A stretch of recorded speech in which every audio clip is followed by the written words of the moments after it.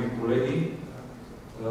Следващата презентация ще бъде изнесена от господин Shawn Хенри, изпълнителен помощник директор на ФБР. Няма да правя дълго презентиране на неговата личност, защото той е световно известен кибер експерт и всички ние знаем както неговата биография, така и активността му. Позволете ми, преди да му дам думата, да изкажа благодарността на ГДБОП и в частност сектор компютърни престъпления за дългогодишното ни успешно сътрудничество, което се изразява в множество успешно проведени операции съвместни, а също така и помощта, която ФБР оказва на сектор компютърни престъпления, за да е той това, което е в момента, надявам се, успешно справящо се звено с противодействие на престъпността.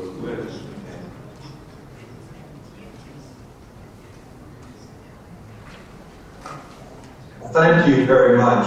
Добрый день. For my American colleagues, that's good afternoon in Bulgarian. I appreciate Chief Inspector Kolov and the entire Bulgarian government for providing me with this opportunity to be here. I also want to say hello to my many friends in international law enforcement who I've met over the years, and of course my colleagues from the United States, particularly Director Sullivan from the U.S. Secret Service, and Mr. Jeff Erden, who's a very good personal friend of mine. I'm glad to have the chance to be here. This is a very important conference and highlights many of the concerns and challenges that we all share collectively. The threat, as you know, is significant and continues to grow on a daily basis. Our nations have come to rely on the internet and electronic communications for our day-to-day operations and activities. Our economy relies on it, and the former President of the United States said that other than a weapon of mass destruction being detonated in one of our major cities, that the cyber threat is the most significant threat that we face. I think that really does extend to all of our nations. I see it personally as an existential threat, meaning that whole companies could be put out of business, and quite frankly, I see the threat to human beings physically through cyber attack. And I'll talk in a moment about why I see that. But there are many different threat actors that we are currently focused on. There are many countries that have offensive cyber capabilities that look to impact our government networks and look to steal secrets from our private sector companies to gain some type of an advantage. We had a company here recently that lost 10 years of research and development, and they said that cost to them was $1 billion US. That's billion with a B, and had a significant impact on their operations. We also have terrorist groups that we know have an intent on disrupting our government and some of our companies through internet attack against industrial control systems. And we certainly know that these terrorist organizations have an intent on impacting us physically through kinetic attack, bombs and the like. However, they are recognizing as well the importance of the infrastructure to society, and they know that by impacting and disrupting that electronic communication, that they can have the same type of effect, and in some cases a much greater effect on us as countries by disrupting those networks. So that's certainly a significant concern that we have. The concern that we face today, I think, jointly of most significance, and you will be talking about this during the week, is organized crime groups, primarily operating against the financial services sector.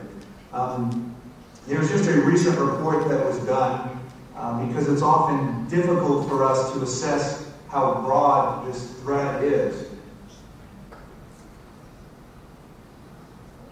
Said that they see the global impact by cybercrime to be $400 billion US a year, and that over 1 million people a day globally are impacted by the cyber threat. So the challenge is significant, and it continues to grow.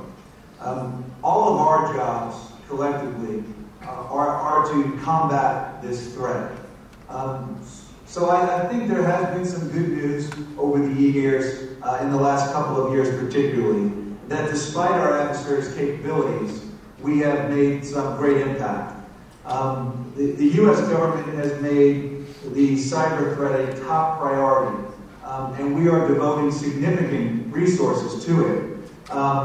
We've got great partnerships within the United States with DHS and our Secret Service colleagues, and going forward, we see that we need to continue to devote significant resources to this.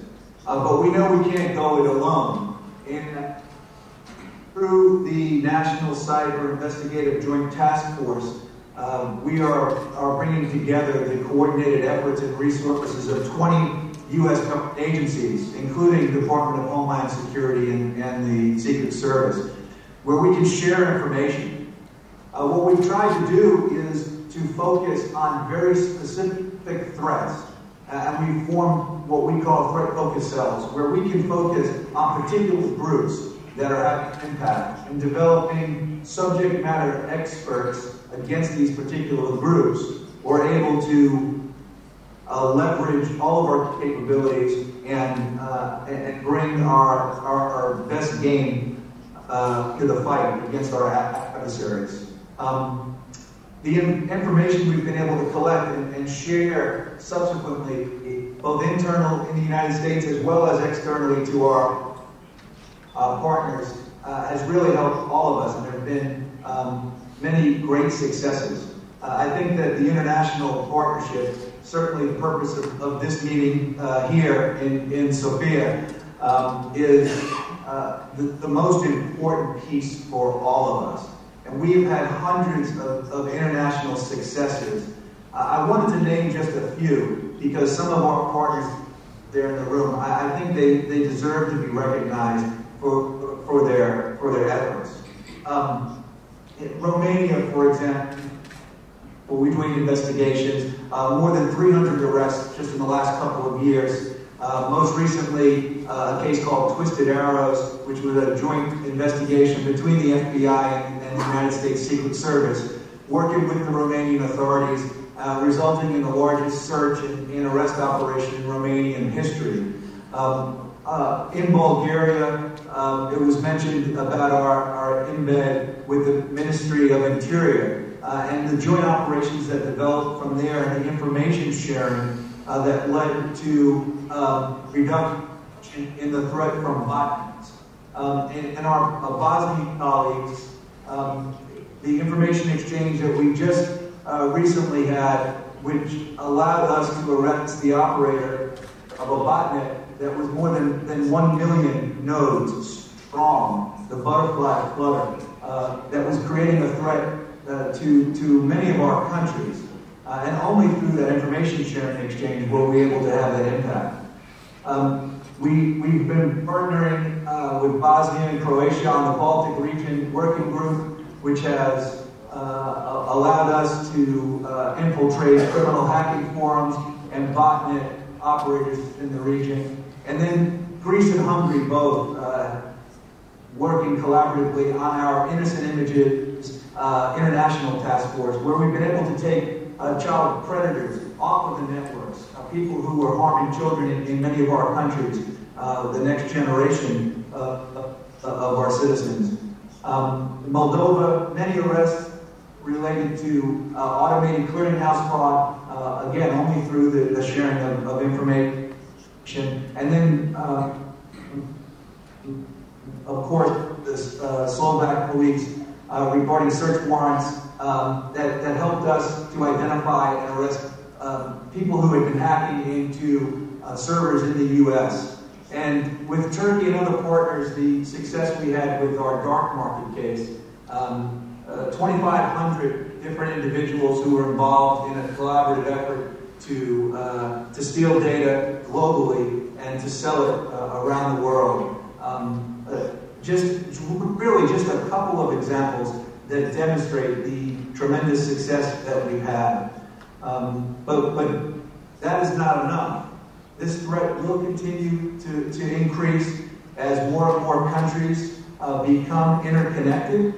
I think that we see the next hotbed, the next developing or emerging threat coming from Africa as that continent becomes more connected. And in the past, we've seen many countries or people from those countries who have used different types of fraud in the physical world.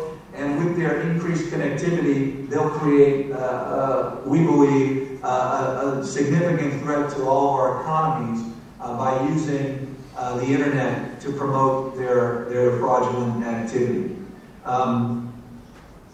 I think that while we've talked about the sharing of information and how important it is, that it allows us to move from being reactive to being both predictive and preventative. I know that we have actually stopped attacks before they occur. In law enforcement, many times we are assessed on our capability to arrest people, and many times we measure our success by arresting people. But I think that we in law enforcement, and particularly in the international community, we have the ability to have a much greater impact on the threat if we can prevent it. And if we can show our citizens that we can stop the crime before it occurs. And I think that this great sharing of information allows us to do that. We also have the ability from a proactive perspective to infiltrate many of these organizations, and by infiltrating those organizations and collecting information, we can have a better impact.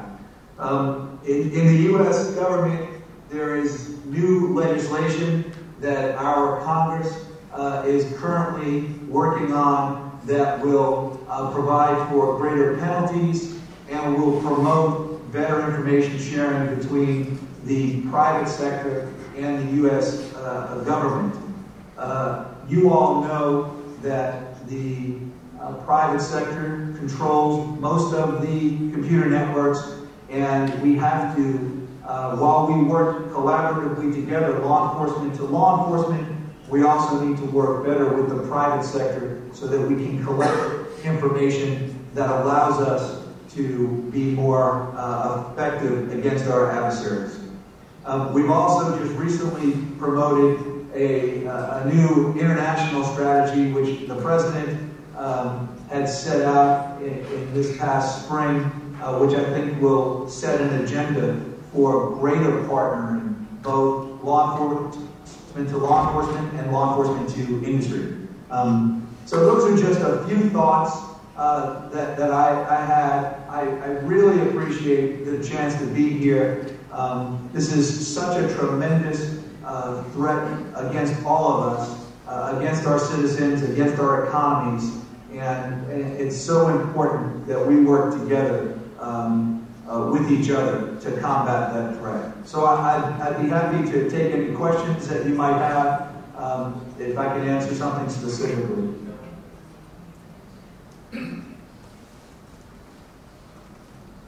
Благодаря, господин Хенри, за встъпителната думи, за казахте и отчетохте дейността на правоохранителните органи в региона.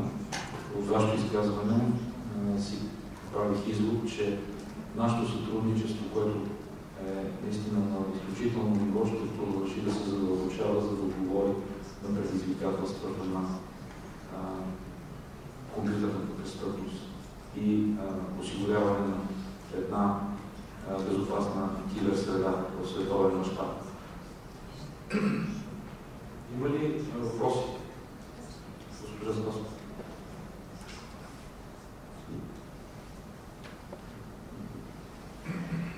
Mr. Henry, my name is Shawn and I'm the president of the International Cyber Investigation Training Academy in Bulgaria. We do trainings for law enforcement, prosecutors, and judges here in Bulgaria. You briefly mentioned about future threats that you see, and you mentioned the African continent. But can you specify more what kind of threats you see and challenges for law enforcement to cooperate internationally and combat cybercrime? Thank you. The spirit of the operating, I think, is we see people coming online, we see nations becoming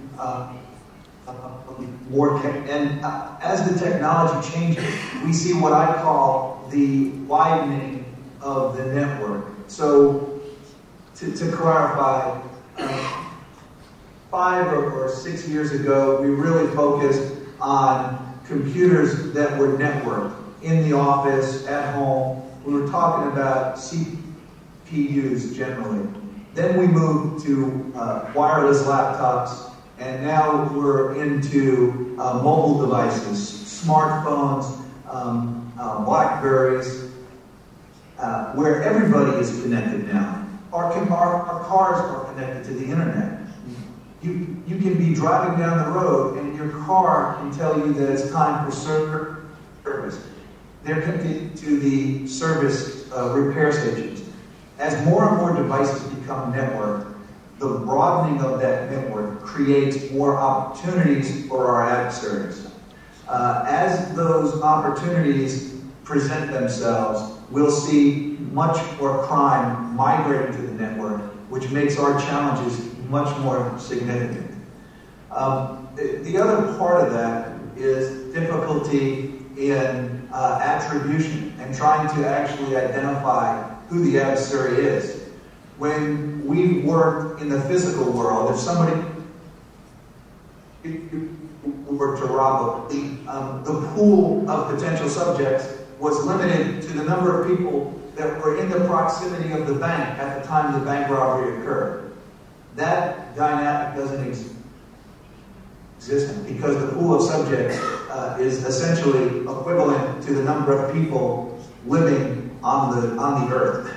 Because anybody with that connection and a laptop can be an attacker. So it's just the attribution and the expansion of the network, the number of devices that are connected, which is quickly going to overwhelm us, I believe.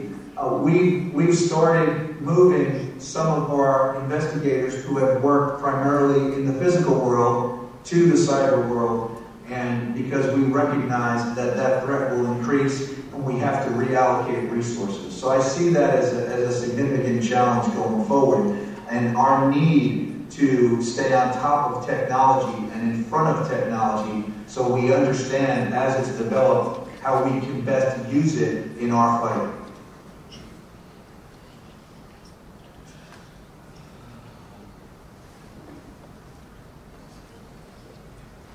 Благодаря.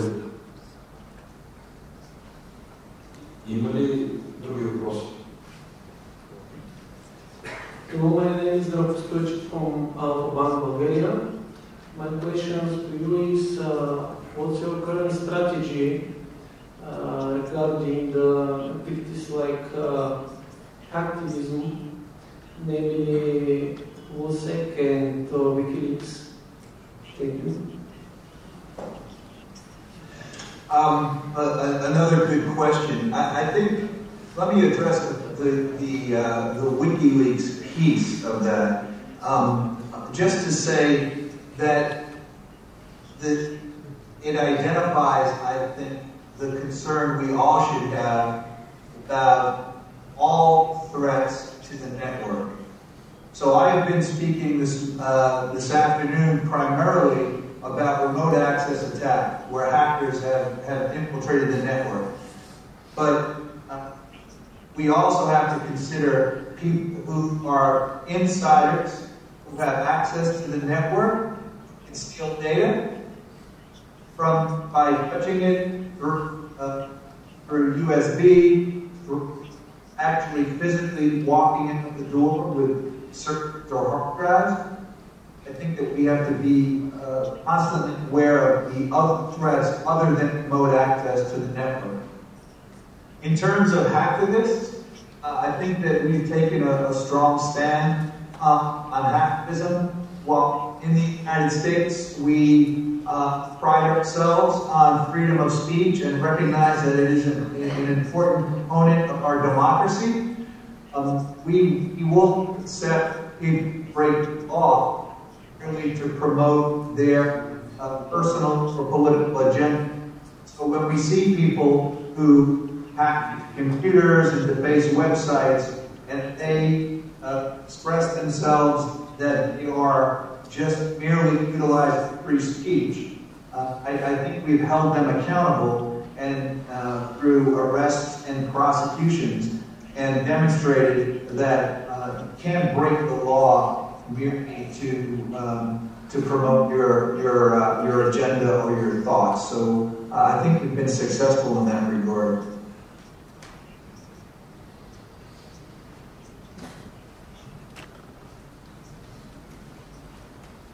Други въпроси?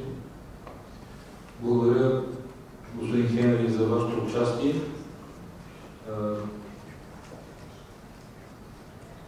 Надявам се да продължим. Thank you very much. Thank you. I appreciate the chance to be here. Let me just conclude, if I could, the thoughts that I have about this continued threat and what we need to do together. There's a thin line in this world between good and evil, and I think that while our nations share or have different cultures, different languages, different food, different holidays, we have many more similarities than we have differences. And with that thin line between good and evil, our citizens are relying on us to protect them. And we have to stand shoulder to shoulder against that evil. They're relying on us, and we have an obligation and we have a responsibility to do that. Together we're stronger. Together we're in a much better position to defeat them, and together we can change the game. I believe one team, one fight, and that it is good versus evil, and we are all colleagues on the side of good. So thank you. Enjoy the rest of your conference, and I look forward to working with many of you in the future.